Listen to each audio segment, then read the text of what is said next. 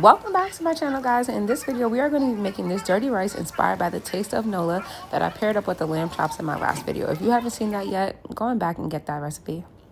So I have some onion, some green pepper, as well as some garlic chopped up here into a dice. And I'm going to go ahead with some hot vegetable oil in my pan, add my onion as well as the green pepper, and I'm going to go ahead and get that sauteed.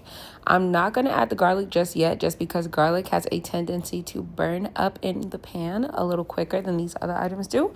So because I don't want that burnt or too charred, I'm going to go ahead and just saute these up first, and then you'll see there that once those are about I'll say 80% way to translucent, I'll go ahead there and I'll add that garlic in. Now we're not going to discuss the yellow items in the pan because it's not a part of the recipe. I did that specifically for myself because I really enjoy spice, and I'm not here to fight with anybody in the comments.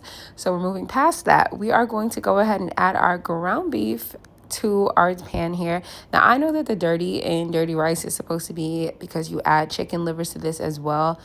I can do without it, babes, so I'm not going to add it. If you would like to do this traditionally, then you want to also add some chicken livers in your pan at this point. I'm going ground beef. I'm going to go ahead and add some Tonys there. I'm going in with some more Tonys. This is the no salt Tonys because sometimes you want the spices, but you do not want the salt. Y'all have to learn the difference there. Now, next up, I'm going to go ahead here and add some Italian seasoning because I want that blend of herbs there. And then I'm going to go ahead with some paprika. And lastly, I'm going to get some black pepper added. I'm not going to go in with any onion or garlic powder because we added all those items fresh. So we do not need to be redundant here. Now I'm just going ahead and getting my ground beef chopped up here. Now I know some people use ground beef alone. Some people use ground beef as well as sausage. And like I said, traditionally this is done with ground beef sausage as well as those chicken livers. So wherever your mincemeat is, this is what you're going to be doing at this point. Just making sure that you chopped it up real fine so that it isn't such a boulder in your dish and more of a complement to what you got going on. I'm going to go ahead here. As you can see now, my meat is turning from that red or pink color there, and it is now looking brown, which is an indicator to us visually that our ground beef or meat is at the point that we want it to be, which is cooked.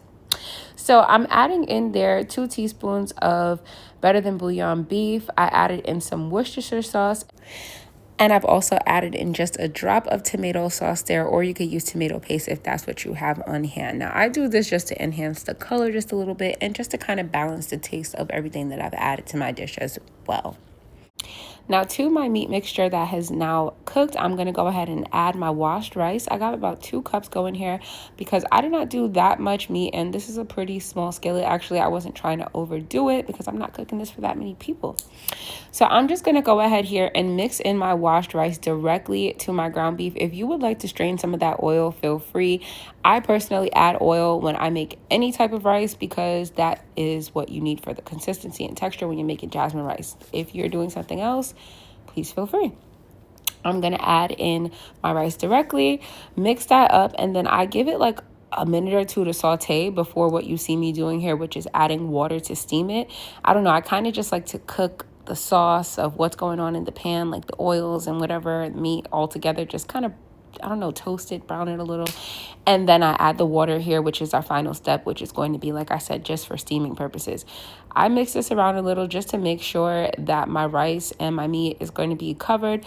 You don't want this in like a swarming pot of water, but just enough to cover it. And then you're going to put some foil and your lid, and you're going to turn this down really low and give it a chance to actually steam. And when your rice is done steaming, it should look something like this. I don't know, guys. Jasmine rice does it for me every time. My rice always comes out pretty much very consistent and very much perfect. You guys see all. I feel like you can literally see like the flavor locked into this rice. This was so good. Like I said, this was inspired by a dish I had at a restaurant in Nola called Mr. Nice Guys. They literally served up like a lamb chop meal paired up with this rice. It was bomb, and I was obsessed ever since then. I came home and had to get right to cooking it. That's just, if you know me, you know, if I have something good at a restaurant, I will learn to make it at home. Here's me trying it. I am really trying to switch up my video format, guys. I need some ideas. Let me know what you guys want to learn how to make or see me cook. This was so bomb. You cannot hear me talking because I was actually on FaceTime trying this. I kept on eating out the pot. I'm not one of those fake expression people, so I'm not gonna, oh my God, but like this really did hit, guys.